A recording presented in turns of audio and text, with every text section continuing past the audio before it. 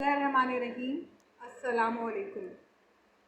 بیاسی پروڈکشن کے plate form سے جہارا آپ کی خدمت میں پیش حاضر ہے۔ میں جس سیگمنٹ کو لے کر حاضر ہوئی ہوں اس کا نام ہے دریچہ اسلام، اور اس سیگمنٹ میں آج ہم حضرت خدیجہ الکبریٰ رضی اللہ تعالیٰ عنہ کی زندگی کے بارے میں مختصر جائزہ لیں گے۔ حیاتی کیوں نہ لکھوں انجمن خدیجہ کو، حیاتی کیوں نہ لکھوں انجمن خدیجہ کو، سلام کرتے ہیں جب سب خدیجہ کو۔ سمجھ کے محسنائے دی رسول اکرم نے، سمجھ کے محسنائے دی رسول اکرم نے، دیا ہے اپنی ابا کا کفن خدیجہ کو۔ وفا کی تصویر، سچائی کی خوگر، مجسمہ اخلاق، پاکیزہ سیرت و بلند کردار، گداز دل، جاں پرسوز، فہم و فراست، عقل و دانش اور جود و سخا کی پیکر، ناز و نیم میں پلی ہوئی، دولت جس کے آنگن میں ہن کی طرح برستی رہی، جسے سب سے پہلے اسلام قبول کرنے کا شرف حاصل ہوا، جسے اللہ رب العزت نے حضرت جبریل علیہ السلام کے ذریعے آسمان سے سلام بھیجا، جسے سب سے پہلے جنت کی بشارت دی گئی، جسے حبیب کبریا حضرت محمد صلی اللہ علیہ وسلم کے ساتھ تقریباً 25 سال رفاقت کا شرف حاصل ہوا، جس کے گھر میں آسمان سے وحی نازل ہوتی رہی، جس نے شیب ابی طالب نے حضرت محمد صلی اللہ علیہ وسلم کے ساتھ محصور ہو کر رفاقت، محبت، وارفتگی اور اصحار کا مثالی کردار پیش کیا، جس نے اپنی ساری دولت رسول اقدس صلی اللہ علیہ وسلم کے قدموں میں ڈھیر کر دی، جس کی قبر میں ہادی برحق حضرت محمد صلی اللہ علیہ وسلم دفن کرنے سے پہلے خود اترے اور لحد کا برچشم میں خود جائزہ لیا اور اپنے ہاتھوں سے جسد اطہر کو قبر میں اتارا۔ سرور دو عالم کی ہمدرد غمگسار رفیق حیات، خاتون جنت فاطمہ الزہرا کی والدہ، نوجوانان جنت حسنین کی نانی، امیر المومنین ذو النورین حضرت عثمان بن عفان اور امیر المومنین حضرت علی کرم اللہ وجہہ کی خوش دامن سیدہ طاہرہ صدیقہ خدیجہ الکبریٰ، ان کو ہم اس نام سے یاد کرتے ہیں۔ آئیے ان کی رش بھری زندگی کا ہم جائزہ لیں اور اپنے تاریخ دلوں کو روشنی پہنچائیں۔ حضرت عبداللہ بن عباس سے روایت ہے کہ ایک دفعہ حضور صلی اللہ علیہ وسلم نے زمین پر 4 لکیریں کھینچی اور صحابہ کرام سے پوچھا کہ کیا ان کا مطلب جانتے ہو؟ صحابہ کرام نے جواب دیا کہ اللہ کے نبی زیادہ بہتر جانتے ہیں۔ آپ صلی اللہ علیہ وسلم نے فرمایا، ان 4 لکیروں سے مراد دنیا کی 4 افضل ترین خواتین ہیں۔ نمبر 1 حضرت خدیجہ بن خویلد، نمبر 2 حضرت فاطمہ الزہرا، نمبر 3 حضرت مریم بنت عمران یعنی حضرت عیسیٰ علیہ السلام کی والدہ، اور نمبر 4 حضرت آسیہ بنت مزاحم یعنی کہ فرعون کی بیوی۔ سیدہ طاہرہ خدیجہ الکبریٰ 556 عیسوی میں مکہ معظمہ میں پیدا ہوئی۔ آپ کی والدہ کا نام فاطمہ بنت زید تھا اور آپ کے والد کا نام خویلد بن اسد تھا۔ یہ قریش کا ہر دل عزیز سردار تھا۔ اس کا پیشہ تجارت تھا اور مال و دولت کی فراوانی تھی۔ اس کا انتقال مشہور و معروف جنگ فجار میں ہوا۔ سیدہ خدیجہ الکبریٰ نے ہوش سنبھالتے ہی گھر میں پیسے کی، دولت کی ریل پیل دیکھی۔ جوان ہوئی تو ان کا نکاح ابو حاتہ سے ہو گیا، جن کے بطن سے آپ کے حالہ اور ہند پیدا ہوئے۔ سیدہ خدیجہ اپنے خاوند کو ایک بہت بڑا تاجر کی روپ میں دیکھنا چاہتی تھیں اور اس کے لیے وسائل کا اہتمام بھی کر دیا گیا تھا۔ مالی وسائل کی بھی کوئی کمی نہ تھی، لیکن ان کے شوہر نے کی زندگی نے ان کے ساتھ وفا نہ کی اور ان کا بہت جلد انتقال ہو گیا۔ کچھ عرصے کے بعد عتیق نامی شخص سے آپ کا نکاح ہوا اور ان سے آپ کی بیٹی ہندا پیدا ہوئی، لیکن ان کے ساتھ بھی نکاح نہ ہو سکا اور دونوں کی علیحدگی ہو گئی۔ اس کے بعد سیدہ خدیجہ نے اپنی تمام تر توجہ اپنی تجارت پر کر دی۔ کاروبار میں اس قدر وسعت ہوئی کہ قریش کی وہ دیکھتے دیکھتے سب سے بڑی مالدار خاتون بن گئی۔ ان کا طریقہ کار یہ تھا کہ محنتی، دیانتدار اور سلجھے ہوئے افراد کو مزاربت کی بنیاد پر مالی تجارت ثبت کرتی تھی، اور وہ جو حضرات تھی وہ مال لے کر شام جاتے تھے اور وہاں سے منڈی میں فروخت کر کے جب واپس آتے تھے اور اس سے جو نفع ہوتا تھا اس میں سے نصف ان کو دے دیا جاتا تھا۔ جب سیدہ خدیجہ الکبریٰ نے مکہ میں حضرت محمد صلی اللہ علیہ وسلم کی دیانت اور ایمانداری اور حسن اخلاق کا چرچا سنا تو آپ کی خدمت میں پیغام بھیجا کہ آپ میرا مال تجارت لے کر شام جائیں تو مجھے بہت خوشی ہوگی۔ آپ نے یہ پیشکش آپ صلی اللہ علیہ وسلم نے پیشکش بخوشی قبول کر لی۔ حضرت خدیجہ کبریٰ نے اپنا غلام میسرہ آپ کے ساتھ روانہ کر دیا۔ آپ صلی اللہ علیہ وسلم مال لے کر شام تشریف لے گئے تو وہاں پہ وافر مقدار میں آپ صلی اللہ علیہ وسلم کو نفع حاصل ہوا۔ سیدہ خدیجہ کے غلام میسرہ نے دوران سفر بہت عجیب و غریب مناظر کا مشاہدہ کیا جس سے اس کی حیرت کی کوئی انتہا نہ رہی۔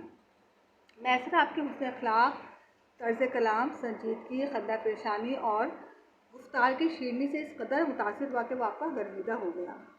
شام سے واپس آتے ہوئے رسول اکرم صلی اللہ علیہ وسلم کچھ دیر کے لیے ایک درخت کے نیچے آرام کر رہے تھے تو ایک مشہور و معروف نستوار نامی راہب جو تھا وہ وہاں پہ دیکھ رہا تھا۔ اس نے میسرہ سے پوچھا کہ یہ کون ہے جو درخت کے سائے میں جلوہ افروز ہے؟ تو میسرہ نے پورا واقعہ عنوان بیان کر دیا۔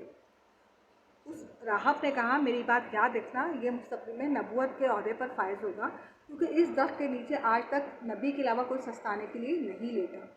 یہ بات سن کر میسرہ کو بہت تعجب ہوا اور بے پناہ مسرت بھی حاصل ہوئی کہ میں کتنا خوش نصیب ہوں کہ میرا جو میں جس کے ساتھ ہوں، جس کی رفاقت میں ہوں، وہ ایک عظیم ترین ہستی ہے۔ دوران سفر میسرہ نے شام تک یہ بھی دیکھا کہ دو فرشتے آپ کے سر پہ سائے کی طرح تائبان تانے جاتے تھے اور آپ کو دھوپ کی شدت سے بچاتے تھے۔ میسرہ نے مکہ واپس پہنچنے پر حضرت خدیجہ رضی اللہ تعالیٰ عنہ کو تمام چیزیں گوش و گزار کر دیں۔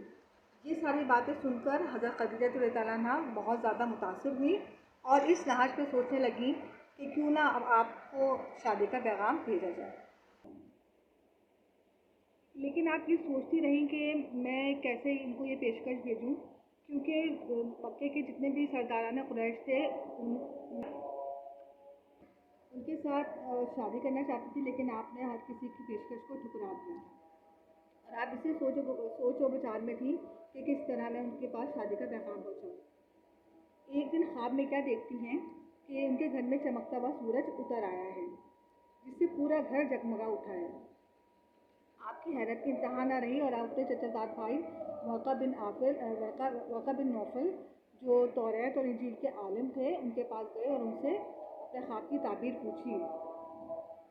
وہ آپ کا خواب سن کر مسکرانے لگے اور کہا خوش ہو جاؤ، یہ چمکیلا سورج جو تیرے آنگن کے گھر میں اترتا ہوا دکھائی دیا یہ نور نبوت ہے جو تیرے نصیب میں آئے گا اور تم اس سے فیض حاصل کرو گی۔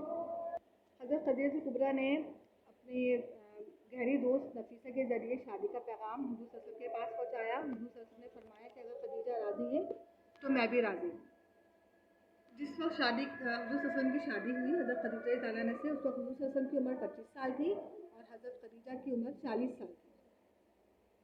آپ صلی اللہ علیہ وسلم کے چچا حضرت ابو طالب اور چچا حضرت امیر حمزہ آپ خدیجہ کے چچا عمر بن اسد کے پاس حضور صلی اللہ علیہ وسلم کی شادی کا پیغام لے کے گئے اور شادی کی تاریخ مقرر ہوئی اور طرفین کی طرف سے عزیز و اقارب اکٹھے ہوئے۔ رسول صلی اللہ علیہ وسلم کی رضائے والدہ حضرت حلیمہ سعدیہ بھی اس نکاح میں شریک تھی اور تقریب کے بعد جب وہ واپس جانے لگی تو حضرت خدیجہ نے 40 بکریاں، ایک اونٹ اور بہت سا سامان دے کر ان کو رخصت کیا کیونکہ وہ رسول صلی اللہ علیہ وسلم کی رضائی ماں تھی۔ حضرت خدیجہ زہرا کے بطن سے قاسم، عبداللہ، زینب، رقیہ، ام کلثوم اور فاطمہ جیسی ہونہار اولاد نے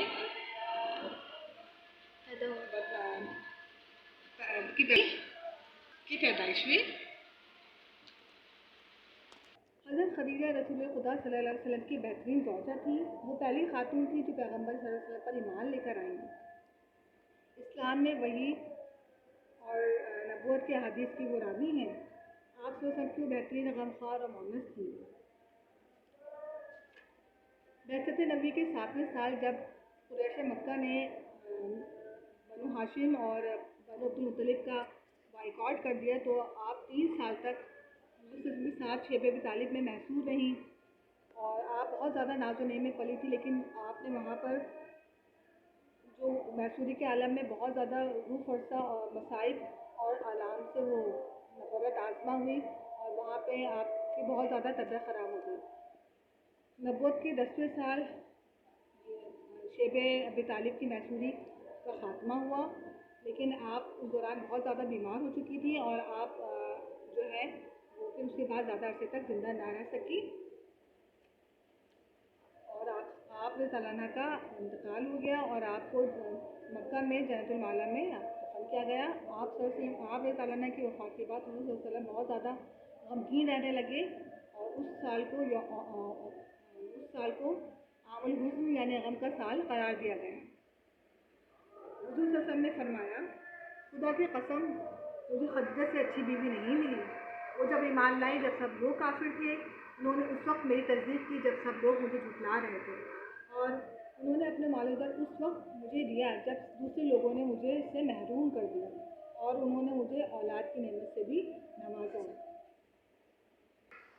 عزت رسول ہے پاک خدیجہ، عزت رسول ہے پاک خدیجہ، مادر بطول ہے پاک خدیجہ، لا شریک ہے یہ عرب کی ملکہ، لا شریک ہے یہ عرب کی ملکہ، ہمت رسول ہے پاک خدیجہ۔ ہمیں بھی چاہیے کہ ہم اپنی سیرت پاک سے سبق حاصل کریں اور اپنی زندگی کو دین اسلام کی سربلندی، اشاعت و فروغ کے لیے وقف کر دیں۔ کون بھولے بھلا پیغام خدیجہ تیرا، کون بھولے بھلا پیغام خدیجہ تیرا، دی کی دنیا پہ رقم نام خدیجہ تیرا، تیری دولت نے دیا دین محمد کو فروغ، تیری دولت نے دیا دین محمد کو فروغ، ابھی بقروز اسلام خدیجہ تیرا۔ میں امید کرتی ہوں کہ میری چھوٹی سی کاوش آپ کو پسند آئی ہوئی ہوگی اور آپ کے معلومات میں اضافہ ہوا ہوگا۔ اپنا بہت زیادہ خیال رکھیے گا۔ اللہ حافظ۔